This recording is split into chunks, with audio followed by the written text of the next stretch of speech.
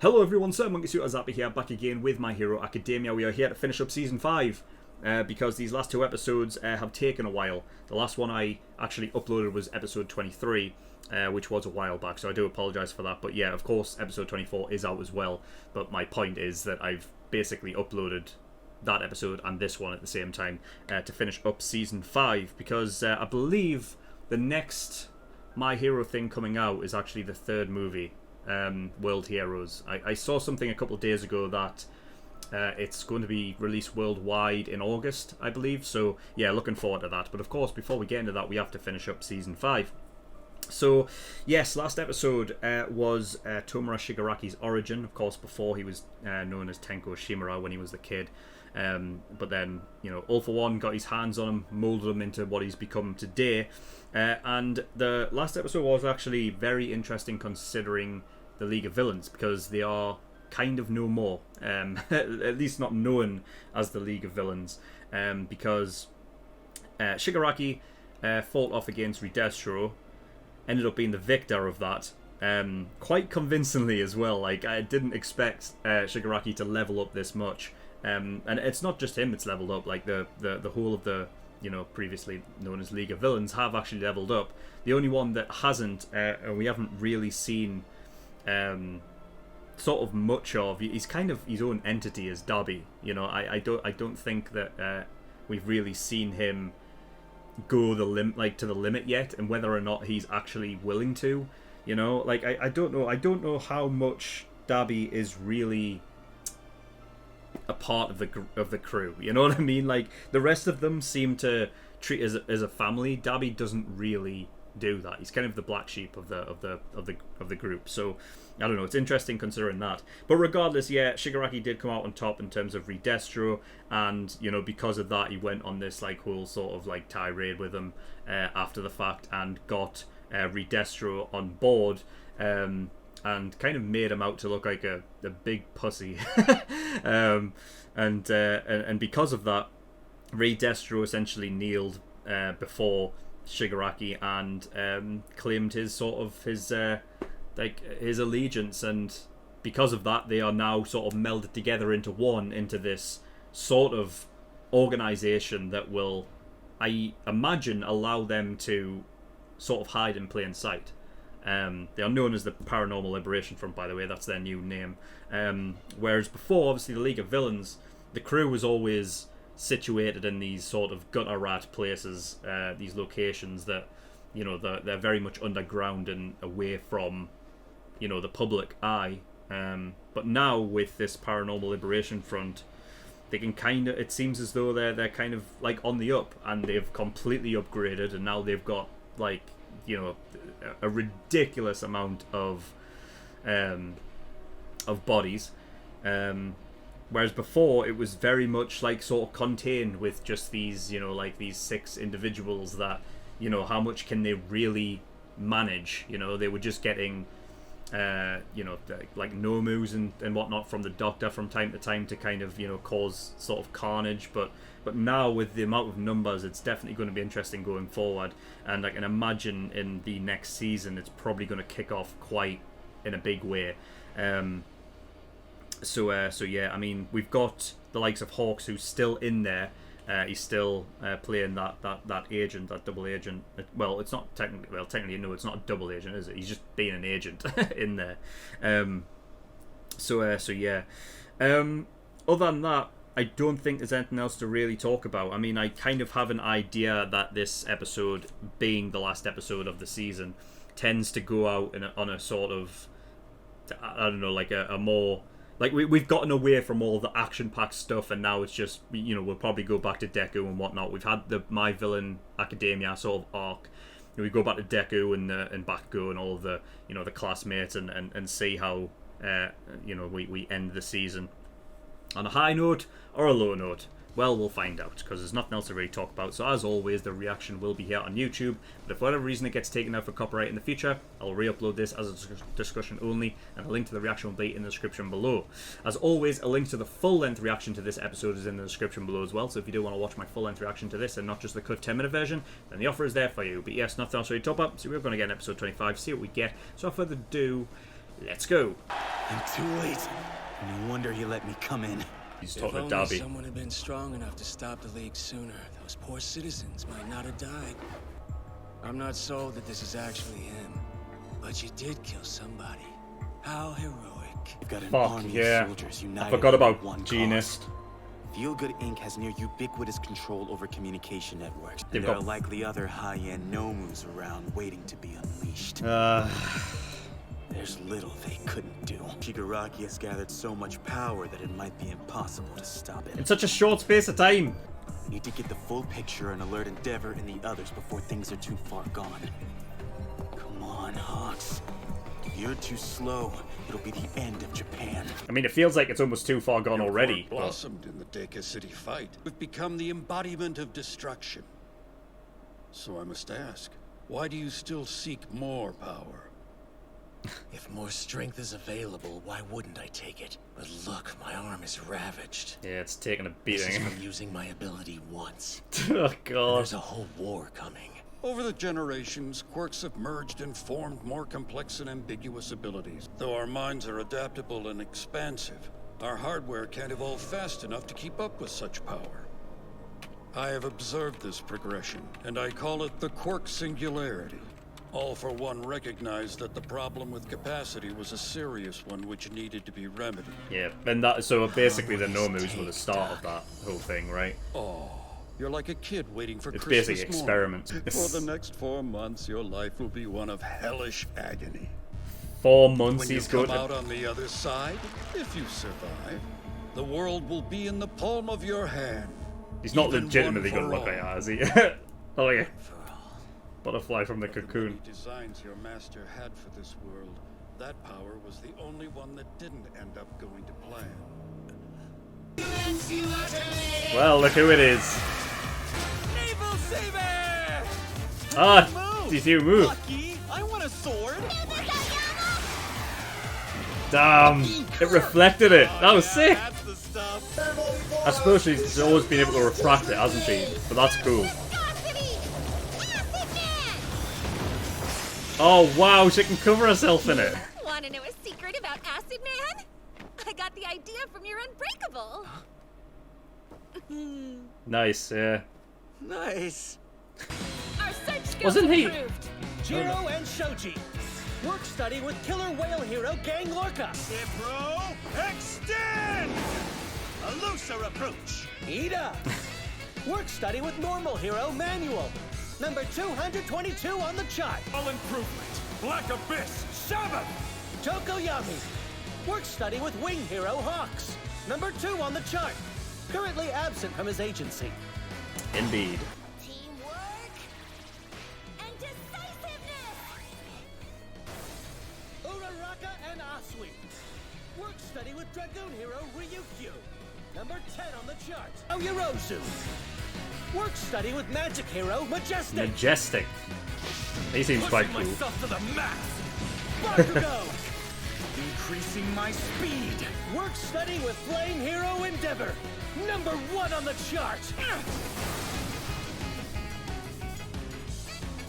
You don't look back at me for approval anymore, do you?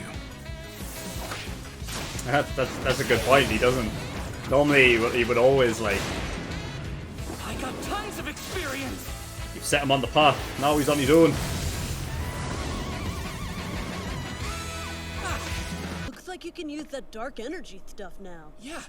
I'm sorry it was a pain earlier. It's all good. For real, man. Get any better and you're gonna make my quirk obsolete. Uraraka! Yeah, that's quite similar. What are you thinking? I could go for something easy to digest. Udon? If we find out who's manufacturing Nomu, then what? I'll have a surprise karaoke contest with them. Then boil their guts while their eardrums bleed. Damn. Eraserhead. It's about Eri. What's going on? Power's coming back. Thank goodness. It's my horn. Why does it itch? Don't worry. You're in excellent hands at UA. Thank you very much. Might be evolving, I don't know. Excellent work from you too, young Bakugo. There seems to be no limit to your potential. Obviously. The next step is yours. He's learned everything he can. Read closely. I collected as many details about One for All's successors as possible. Unfortunately, I couldn't find so much as a whisper about the second or third users. Who cares about a bunch of dead old heroes? I'm tired of wasting my time waiting for you guys to figure stuff out. When it comes to Black Whip, I can only maintain the power for about 1 second so far. I haven't mastered any capture moves like Sarah or Mr. Aizawa. The 5th user was called Lariat. Guess that makes sense.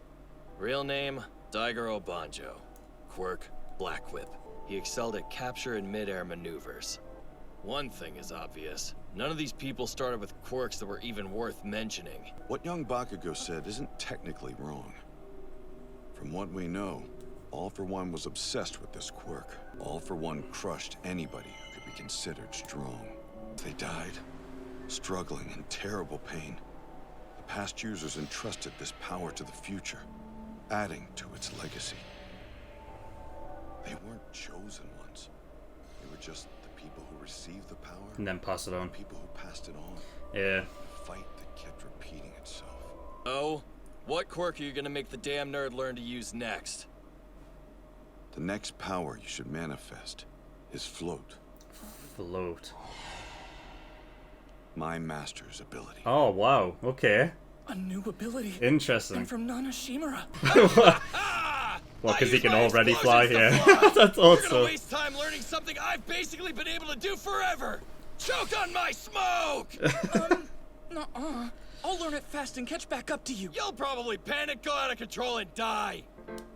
Float, eh? Wow. I'll change a lot. What are you guys doing? Billy, you think you can take meat away from me, Sparky? I'll murder you! He's a total villain. What fool cut the chives? I did. You've shamed your sister! Damn it! You're good. No, you're just really bad at it, you idiot! No, not so fast. That's a little raw. Hiding the best bites, huh? Nothing like a hot pot when it's cold outside.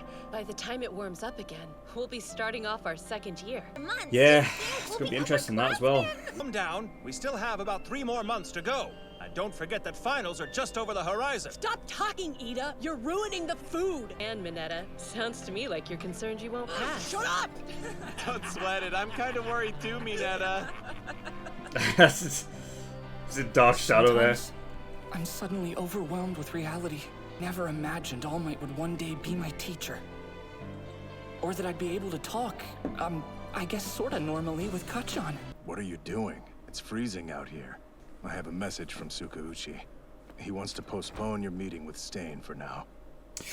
Oh, what? By the way, Damn. I was wondering if he was ever going to be My plan is to reintroduced. start her formal training this week. I feel so powerless. Like nothing I try really matters. Tortured by the fact that I can't do more to prepare them for the future. You defended us almost on your own for decades. So yeah, I'm sure it's hard to come down from that high. Yeah, no shit. That's a little harsh. But you are still able to help them. Your presence is enough to inspire greatness. That's the truth. You should sit back and put your feet up. Don't apologize for being alive. Thanks. Yeah, it's like a professional sports player. It's like Paranormal Liberation Front. And Shigaraki still has a backer behind the scenes. Something to do with a hospital. he's figuring it out slowly. I hope your research is proving fruitful. Yes, all that's left is to wait for the finishing touches. Yeah, so we've seen that before. I 4 must months be he has to sure go of through when they'll that. Attack. X-Day will be here soon. X-Day. It says we have an expeditionary operation. So like a work field trip? Hold on, for real? That's weird. Same for us. Our agency too. I wonder why. Dai, you ready to do your best in first grade? Who's that? We'll be evacuating residents from our position in the back. The League of Villains. No. The Paranormal Liberation Front was plotting, and the harrowing incident that would shake superhuman society Who was is that? about to begin.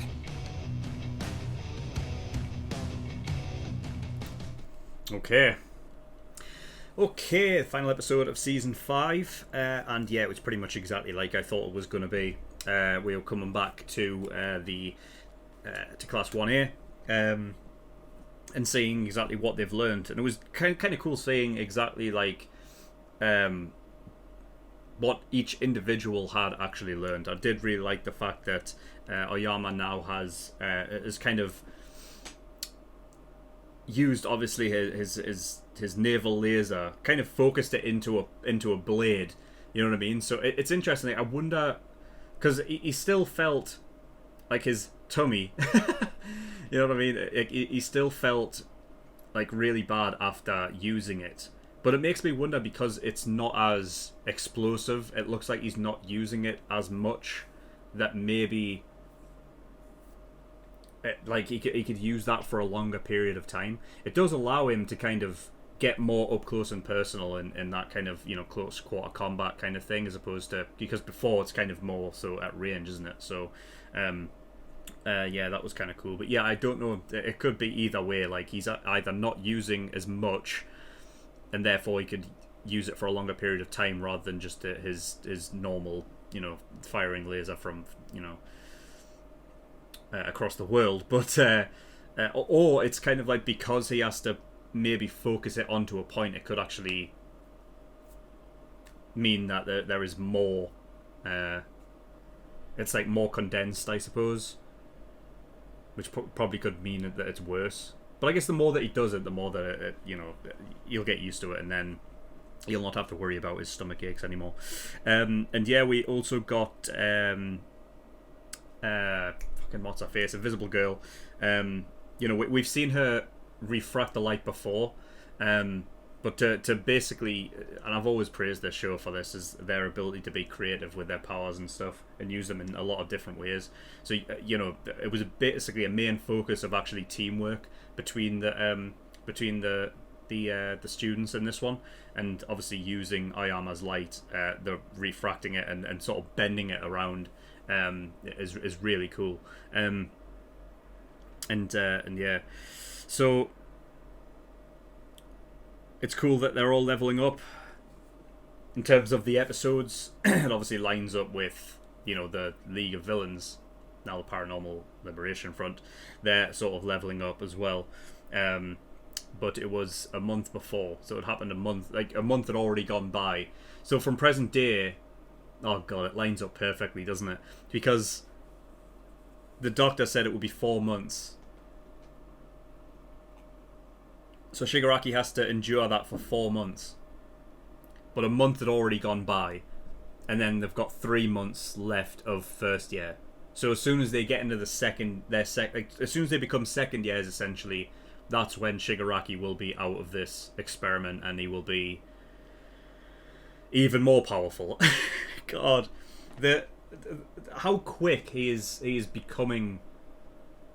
Like, the level up is insane. He's only just leveled up now, so by the time he actually comes out of his, his sort of torture period,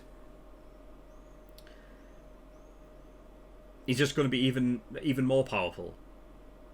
But we didn't really get an idea of how powerful, like what constitutes more power. I assume because he was talking about, like, oh well, look, I used, my power that is essentially leveled up, and just by using it, like, my arm is shredded. So I would assume, just based upon that, more power means that his body is just able to handle it more. I mean, I guess when you're hooked up to that fucking, that device getting electrocuted for 4 months on end, I don't know, I guess it's essentially forcing his body to evolve. So yeah, and there was something like X-Men, I think it was X-Men, wasn't it? Well, it's also Deadpool, actually, as well, where they essentially they basically essentially torture the body to the point where it sort of activates the mutant gene within them, and then they get their power that way, right? And I'm assuming that this might be something somewhat of the same way, that because all of that sort of, having to endure like that sort of torture, it's probably forcing Shigaraki's body to evolve to a point where he can use his power without it destroying his body. That's my guess anyway. But yeah, he's going to be insane, like to the point where I like, because he doesn't even have to touch the like individual or thing that he's trying to disrupt, but anything that it touches. I mean, we literally saw in his fight against Redestro, like he only had to really touch the floor. So basically, you can't touch the floor. It's a good thing that the next ability that Deku is going to learn is float, because I think he's going to need it. Oh god. Yeah. Jesus, man. It just feels like the insane power-up, like, no one would be able to come close. You would only be able to have, in the vicinity of where the fight is taking place, you would only have, like, be able to have a number of our, like, students there, you know? Because a lot of them would be fucked. Because I think, if I'm... How many can fly? Well, you've got Bakugo who can use his explosions. You've got Tokoyami who can obviously fly with Dark Shadow. You've got Ochako who can essentially make herself float. Who else? I feel like that's it, isn't it? And then obviously when you've got Deku, who, you know, I mean, they've already... All Might already put it out there that the next ability that you should, like, you know, hopefully end up learning is float. So he'll be able to as well. Put it this way, the next time Deku and Shigaraki come face to face, I'll assume that Deku has got float by then.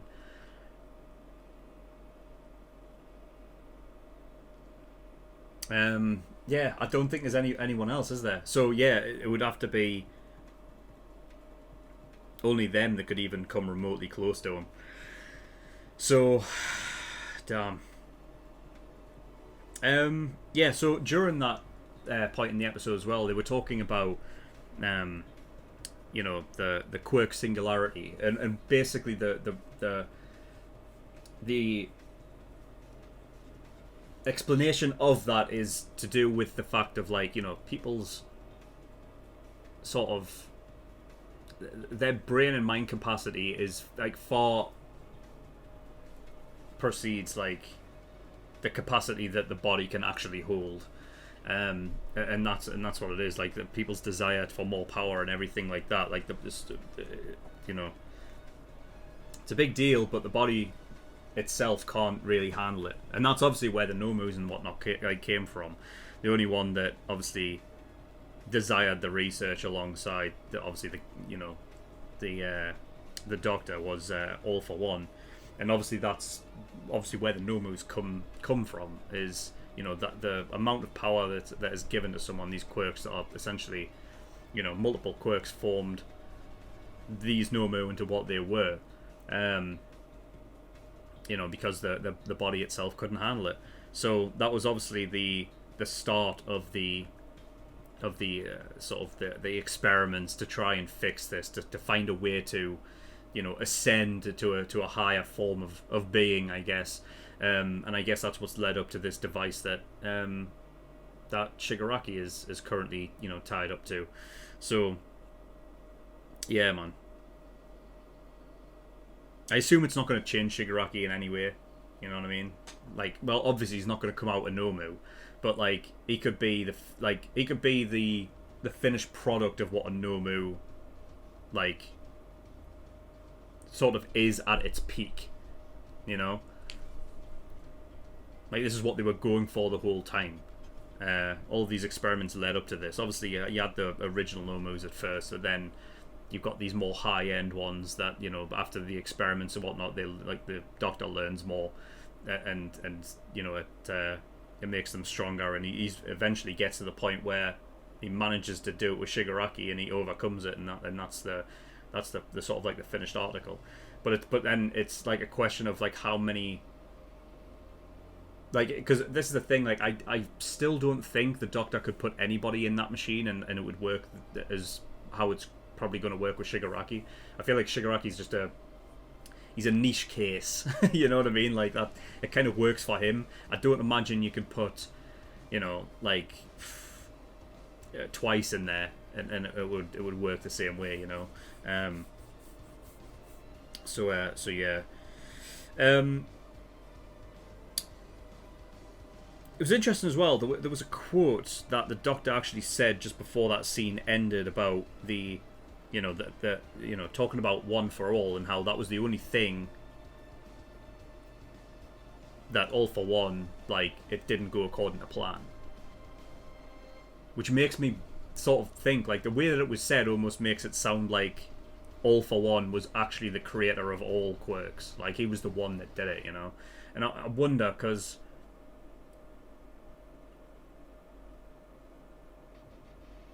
trying to think back, like, the very first episode, like, the first thing that was ever said was, like, oh, what was it? It was like, a baby was born, and it, like, radiated light. And that was, like, the first instance of a quirk. And it was, like, the baby's dad, like, going there going, oh! You know what I mean? And just, like, from my memory, the father in that, like, sort of just little stupid scene doesn't look too dissimilar to All for One.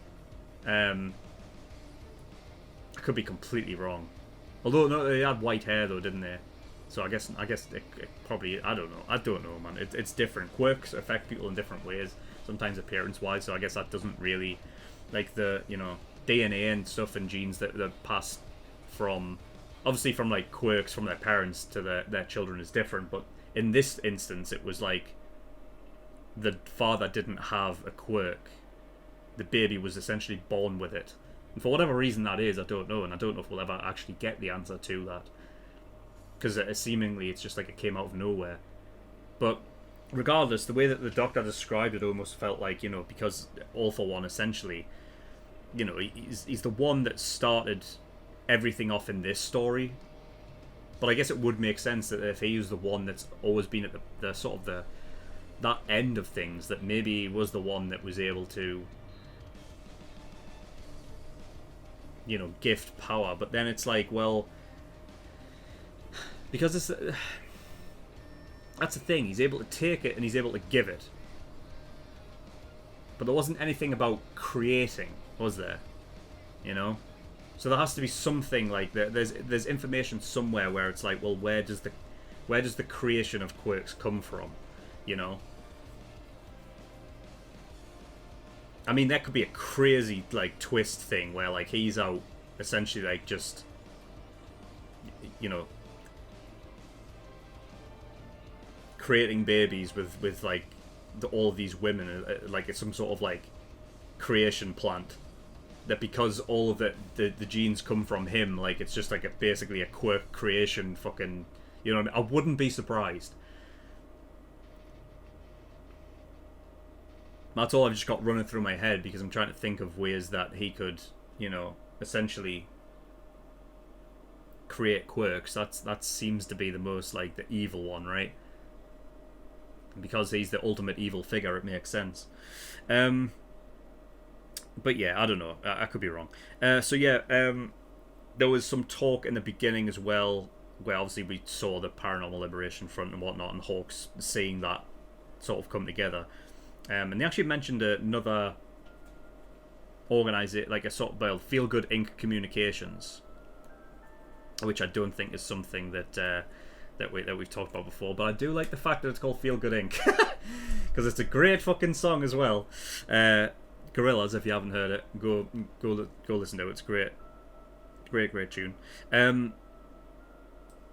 So yeah, I mean, this is what I was kind of talking about before the episode. Is like, you know, they because they're able to sort of now work in the public eye, it makes them that much more dangerous, you know, and because they are mixed up with the Liberation Army and whatnot, who already had links to, you know, like these corporations and everything, that they have influence in the public and society. So you know, it becomes a very dangerous game right now. And once Shigaraki's done with his sort of operation, so to speak, it'll just be even worse. And Hawks refers to it as X Day.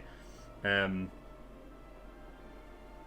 God knows what happens when that comes about, because it could just really kick off into a whole fucking, you know, like that could be the end of everything normal, you know, like from that point moving forward. It's like, well, now it's just a case of like just constant like sort of fighting. Like society wouldn't work the same as what it has been doing for these past seasons, where like sort of life is kind of continuing on, you know, like, you know, you've got the you know, the school thing that's always there, and you know, it could be a case of like the whole like the second year isn't really all that much of a normal school year, you know. It's kind of like just magnifying the whole like sort of USJ incident and the Camino incident, you know, like that kind of stuff, like just maximizing it to a case of, well, this just happens over the whole year because, you know, they have that much power and influence now that like you can't keep them at bay, you know. I don't know, man. Yeah, we also got a little look at Best Jeanist, and I completely fucking forgot about that as well. Now, what gives me hope is that Dabby says, I don't even know if this is the real one, but you killed somebody. I don't know, man. I don't know how...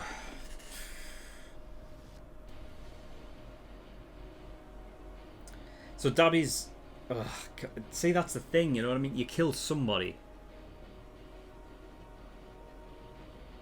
I don't know if I'm inclined to believe, like, one way that, like, because Dabby is saying that, like, well, on one hand, he doesn't know if it's Best Jeanist, so that kind of gives me hope, saying, like, well, alright, so it probably isn't then, but that you've killed somebody, so that means, you know, it's like, if I'm taking his words as factual there, then he has definitely killed someone then. But then it's a case of, well, the hopefully, like, the if he has killed someone, then it's a villain that he's killed and then somehow changed. You see, this is the thing, is like, I don't know to what degree a quirk can keep somebody changed after death. You know what I mean?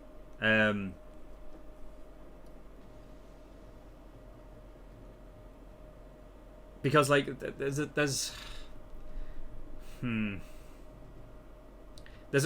a few quirks that we know of that, like, I feel like maybe we could, like, that could have been used in this whole thing. Like, first of all, I don't think it's anything to do with the League of Villains Twice and Toga. You know, I'm pretty positive. First of all, with Twice, once the person, like, or once, I mean, well, first of all, they wouldn't go again, like, they wouldn't be helping Hawks, put it that way, right? But just to explain it, the idea is that, well, if it was a Twice clone, then once it was dead, it would just disintegrate into, like, that goo, right? Toga obviously wouldn't help Hawks either, and we also don't know the fact of, if she was to change into someone and then she was to die whilst in that form, would she retain that form that she was killed in, or would she go back to being, you know, to looking like herself? So obviously it's not. So yeah, just to get those explanations out of the way. The only other one would be probably like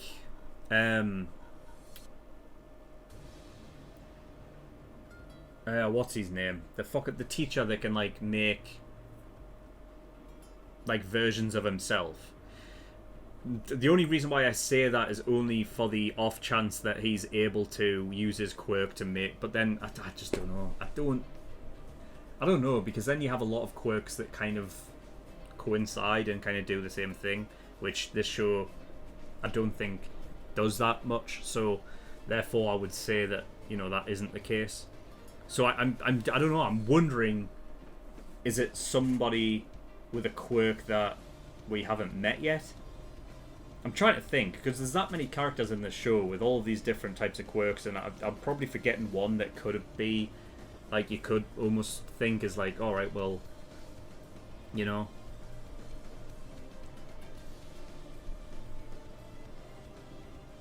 Because the one thing you would have to say is that, like, Hawks was given this,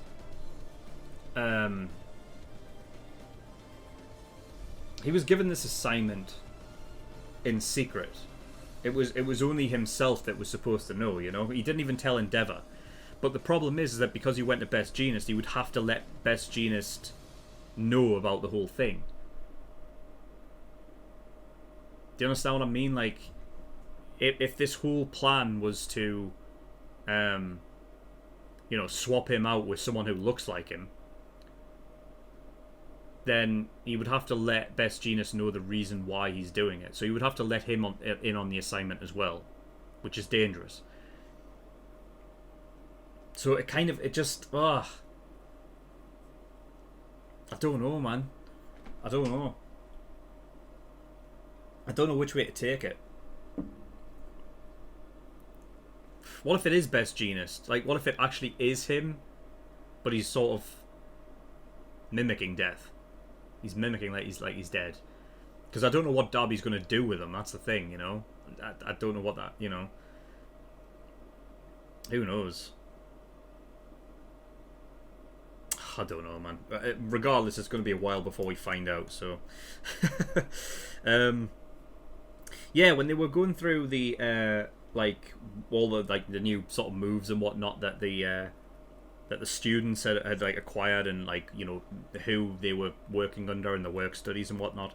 The one that really stuck out for me actually was the one that Momo was working under, Majestic, like the magic hero or whatever. He really stood out to me. I don't know why. Like, it just seems like he would have like an interesting quirk, like something like illusionary, I would imagine. But yeah, he just stuck out to me. I don't know if we're like going to get much in terms of him as a character in the show, but I don't know, he just really stuck out to me. Eri's horn is itching. I put that down to two things. Either it's coming back, because once she, I think I remember, like, once she like uses it, it kind of it subsides for a while. You know, like basically her horn gets like smaller, and then like over time it kind of like builds up, right? So either it's just coming back to sort of like that prominent stage where she kind of has to use it at some point, you know, because it's getting to that point where she, you know, that stage where she can't control it. So, you know, either it's getting back to that point, or she's evolving in some way, right? Because she's still growing, right? So we don't know the ins and outs of everything, and maybe it's because like the reason why I wonder whether it is actually her evolving a bit more is because she specifically asked the question, why is it itching? I feel like this is something that she would know from beforehand, that once it gets to this point, it itches, you know, like that's why it makes me wonder if it's because it's obviously something that she hasn't experienced before. Then it's not just a case of, well, it's just getting to that point that she's already experienced, but more so that something's happening which she hasn't experienced. So something's happening within her, like something's evolving there, which could be scary because you don't know what the hell's happening. Like eyes out, like, don't fucking let her out of your sight. First off, you know. But yeah, we got the name of the fifth wielder as well, which was Lariat. And as Bakugo says, yeah, that totally makes sense. That was his hero name. And then obviously, yeah, Nanoshimura with Float, which is interesting, very cool. We have not seen that before, to my knowledge. I don't even think in the OVA that we, like the little tiny little OVA thing, that we ever saw Nanoshimura float, which is cool. And I don't know to what degree, like, float, you know. I guess it just means you can literally just, I mean, yeah, float. But like, my point is, you can't fly, right? Like, there's nothing to suggest that she can fly. Float is different. If he can maneuver around in the air, then it's like flying. But the fact that it's called float just tells me that, well, you can hover. So I assume that, like, at some point, in order for maneuverability in the air, I wouldn't be surprised if Deku gets another support item that allows him to maneuver in the air. Kind of like Iron Man or something, you know? But we'll have to wait and see on that. Yeah, I kind of already sort of mentioned that they're nearly second years as well. All Might meeting with Stain. I'm excited for that. I am excited for that. I have talked about in the past in previous episodes, like, this idea of, like, I don't know if Stain has another part to play in the story, and I'm glad that he does, because I do want to see him again. It feels, oh god, it feels like such a long time since we like saw him last, you know. I mean, well, it was season 2, so, you know, you're talking a good, what, 4 years? It's been a while, man. So yeah, I'm excited to see what he has to say. And because, I think especially because Stain always admired All Might, right? All Might's worthy. But, like, I wonder what his... I wonder what he would feel like about All Might now. You know? Because All Might now no longer has One for All and everything, will Stain... Like, what sort of state will he be in? Because he wants a proper hero society, right? All Might embodies that, but he doesn't have the power anymore. So I guess I'm more inclined to say that Stain wouldn't be that much bothered by it. The thing is that we don't really know if Stain has ever been aware of the fact that All Might has this form, you know? So I wonder if, like, in the first meeting it would be a case of, like, who are you? You know what I mean? Who are you supposed to be? I don't know. It's going to be really interesting when we see that. But yeah, after that you know, he was talking about how he struggles, that he can't really, like, he feels like he can't do anything. And I was actually going to say it before Aizawa said it, like, the idea of, like, struggling after the high, right? Because I was going to say it's like there are professional sports, like athletes and whatnot, that, like, once their time is done, like once they've, like, retired and, you know, not able to keep up with the game anymore, and that they lose that feeling of being able to do it. And a lot of times, like, you see very many circumstances of like professional, like, athletes, sports players and whatnot, that after their career they kind of go on benders and like, you know, get involved in like drugs, or become like alcoholics and stuff, and, you know, chasing highs that they never get anymore, because, you know, it's like when you're coming down after being such a prominent, you know, like, feeling like you're on top of the world, and then all of a sudden it's just not there anymore. It's kind of like, kind of can beat you down a lot. So in terms of, like, what All Might's saying there, it's the exact same thing. And I wonder, like, earlier on in the episode when he looked up at Deku and he says that you don't look back at me for,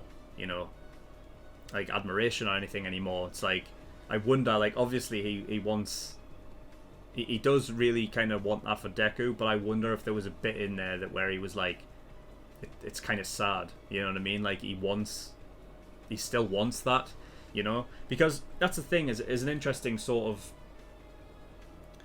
of topic with All Might, I guess, because All Might was always the quintessential hero. He's always the one that doesn't, like, he didn't do it for the praise or anything like that. But I wonder if, like, because in this world of, like, you know, My Hero Academia, that we've always been told that, like, the heroes, and this kind of works in with the whole Stain thing about Stain wanting an actual hero society rather than one that, you know, there's focus on, you know, like a lot of different things, like, you know, like money, and it's basically like a job for some people, and it's not really for the sake of like it's not altruistic hero saving. You know, that there are other reasons involved.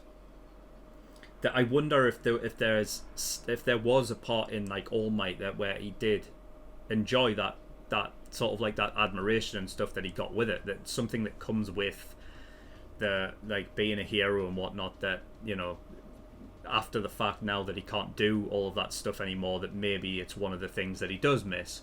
You know, because that's the thing, is like something I don't know if I've ever talked about it on like a video or anything like that, but I do have this idea, like personally, that I don't think anyone is like truly altruistic.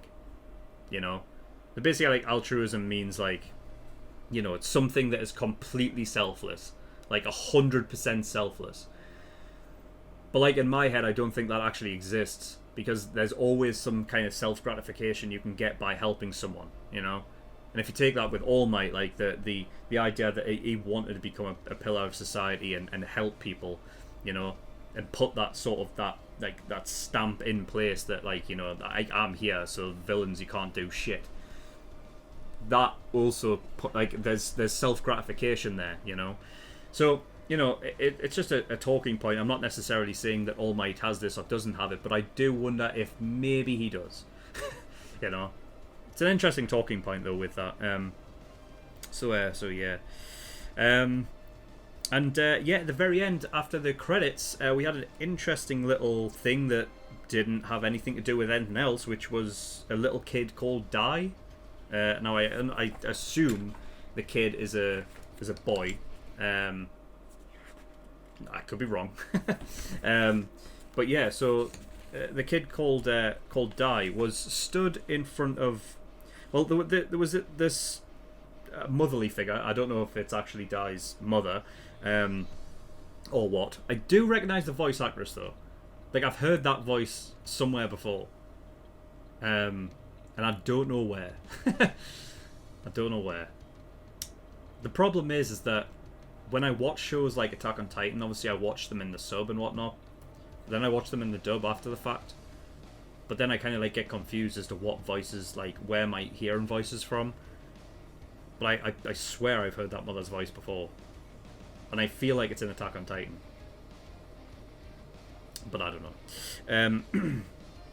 So yeah, the interesting thing about this kid was, even though it was a very, very short little scene, so he's holding an Endeavor figure, but he's looking up to an All Might statue, and the mother's saying, you know, like, are you ready for first grade, essentially. So my first thought was first grade. Okay, well, it's not hero school then, you know, because in the previous scene they were basically talking about how their first years, like, you know, they're not going to be first years anymore, you know, and you had them talking about, like, oh, the cute first years are coming in and whatnot. But this is literally first grade what we're talking about here, so it's not like, it's not hero school. But then the interesting thing was, you would assume where this woman and Dai are talking is outside of a school, and there's a massive All Might statue planted outside of it. So I don't know. I'm confused. Is there a, like, I don't know. Is there, like, exceptions? Because I assume, like, for example, like, well, of course there are exceptions. I mean, Eri is the biggest example there, you know. So I wonder if there's something with Dai that is similar then. I mean, the fact that this is a scene in the show, I mean, it tells you right there and then that there's something with this kid. You know, it's not just an average little kid. I don't know. I just find it interesting that when it's like first grade, and then, you know, you got the kid looking up at an All Might statue supposedly outside of the school, then that would imply that it's UA. I don't know, because I'm trying to think back. Like, I don't think we've ever seen a massive All Might statue outside UA, have we? I don't think we have. But then where is it then? Like, where is it? I don't know. It might not even be outside of school. I'm just guessing. I'm assuming that it is.